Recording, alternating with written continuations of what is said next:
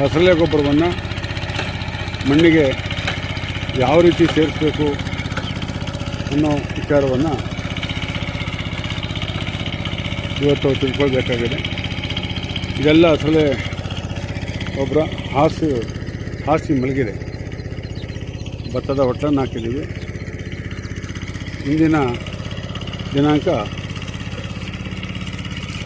12/8/2024. ಇಷ್ಟರ ಮಟ್ಟಿಗೆ ಹಸರಲೆ ಗೊಬ್ಬರ ಸುಲಭವಾಗಿ ಮಣ್ಣಿಗೆ ಸೇರಿಸುವಂಥ ಕೆಲಸ. ಒಂದೇ ಗೋಮಾತ್ರ ಜೈ ಗೋಮಾತ್ರ. ಈಗ ಭತ್ತದ ನಾಟಿ ಕೆಲಸ ಪ್ರಾರಂಭ ಆಗ್ತಾಯಿದೆ. ಇಲ್ಲಿ ಒಂದು ವಿಸ್ಮಯವನ್ನು ನೋಡಿದೆ. ಏನಂದರೆ ಈ ಕೆರಡೆ 3 ಕಡದಲ್ಲಿ ನೀರು ಹಾಯಿಸೋದಕ್ಕಿಂತ ಮುಂಚೆ ಒಣಪಡಿ ಇದ್ದಾಗ ಪವರ್ ಟಿಲ್ಲರಲ್ಲಿ ಕೇಜ್ವಿಲ್ ಹಾಕ್ಕೊಂಡು ಕಬ್ಬಿಣ ಚಕ್ರ ಹಾಕ್ಕೊಂಡು 90 ದಿವಸದ ಕಡ್ಡಿಗಳನ್ನು ಬಗ್ಸಿದ ನಂತರ ಅದಕ್ಕೆ ಜೀವಾಮೃತವನ್ನು ಬಳಕೆ ಮಾಡಿದ್ವಿ.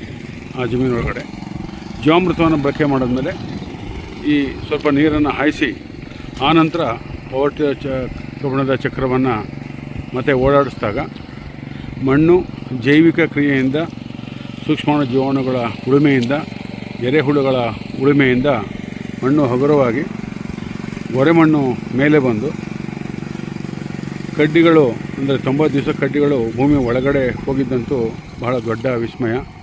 ಇಲ್ಲಿ ಹಳ್ಳಿಕಾರ್ ರಾಸುಗಳ ಸಗಣಿ ಮತ್ತು ಗೋಮೂತ್ರದ ಪ್ರಭಾವವನ್ನು ನೋಡಿದಾಗ ಜೀವಾಮೃತದ ರೂಪದಲ್ಲಿ ಅದು ಜೀವಾಣುಗಳಿಗೆ, ಸೂಕ್ಷ್ಮಾಣುಗಳಿಗೆ ಮಣ್ಣನ್ನು ಹಗುರ ಮಾಡಲಿಕ್ಕೆ, ಜೈವಿಕ ಕ್ರಿಯೆ ಮಾಡಲಿಕ್ಕೆ ಬಹಳ ಸಹಕಾರ ಮಾಡುತ್ತೆ.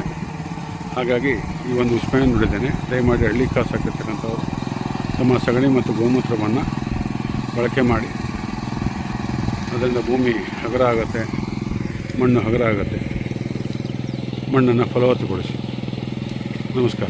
ವೆಂಕಟೇಶ್ ಅವರೇ, ಉಳುಮೆ ಅನುಭವ ಏನಂದ್ರೆ ನೀವು? ಇವು ಕಾಲಕ್ಕೆ ಒಳ್ಳೆ ಅದ್ದೂರಿಯಾಗಿ ಉಳ್ಬೋದು. ಅದೇ ಜೀವಾಮೃತ ಹಾಕಿದ ಕಡೆ ಉಳಕ್ಕೆ ಭಾಳ ಸುಲಭ. ಅಲ್ಲಿ ಅದು ಅದಕ್ಕೆಲ್ಲ ಚುಚ್ಚಿಗತ್ತಾ ಇರ್ತವೆ. ಇವು ಚುಚ್ಚಲಿಲ್ಲ, ಎಲ್ಲ ಕರ್ಗೋಗಿತ್ತು ಅಲ್ಲಿಗೆ. ಹಾಂ, ಉಳುಮೆನೂ ಭಾಳ ಸುಲಭ ಆಯಿತು. ಹಾಂ, ಅಲ್ಲಿಗೆ ಜೀವಾಮೃತ ಹಾಕಬೇಕು ಅಂತೀರಾ? ಅದೇ ಸರಿ.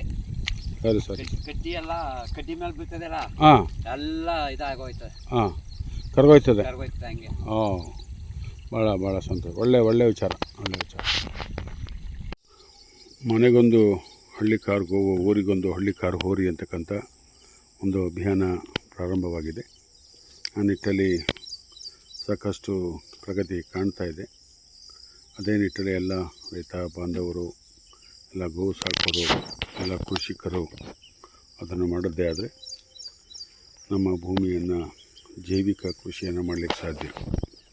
ಮೊದಲು ಅಂದ್ಕೊಳ್ತಾ ಇದ್ದೆ ಜೈವಿಕ ಕೃಷಿ ಅಂದರೆ ಏನು ಅಂಥೇಳಿ.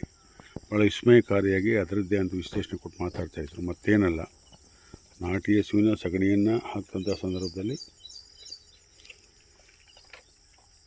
ಸಗಣಿಯಲ್ಲಿರ್ತಕ್ಕಂಥ ಜೀವಾಣುಗಳು, ಸೂಕ್ಷ್ಮಾಣುಗಳು ಬೆರೆತು ಅದರಲ್ಲಿ ಅದೇ ಉಳುಮೆ ಮಾಡ್ತವೆ, ಎರೆಹುಳು ಹೆಚ್ಚಾಗ್ತವೆ.